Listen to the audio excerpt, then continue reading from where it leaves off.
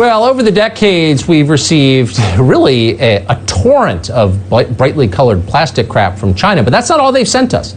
They've sent us contaminated dog food, lead-infused toys, fentanyl enough to kill hundreds of thousands of Americans. Now, apparently they're sending mysterious seeds. They have arrived in cities all over the country unsolicited from China. What are they exactly? It's a very weird story. Gordon Chang thinks he knows what's behind it. He's the author of the book, The Coming Collapse of China, and a senior fellow at the Gatestone Institute. We're happy to have him on tonight. Gordon, thanks so much for coming on. So, Americans are receiving unsolicited seeds from China. Officials in all 50 states are upset. What is this? I think that China is testing the response of U.S. officials to what in the future could be a horrible biological weapons attack. They're seeing how we react.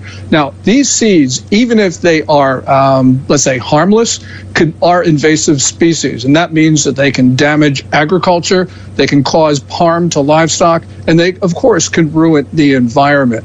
And so even if this were, let's say, a brushing attempt, which is what some people say, in other words, an attempt to generate online reviews that are fake, this can cause real harm to the U.S. And by the way, it's not just the U.S. The U.K., Taiwan, Canada, other countries have also been the subject of these unsolicited packages of seeds and soil.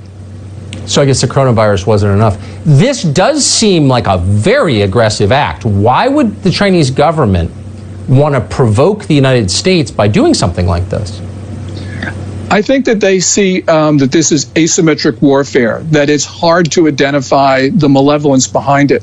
We know that China's People's Liberation Army in 1999 wrote that book, Unrestricted Warfare, China's plan to destroy the United States.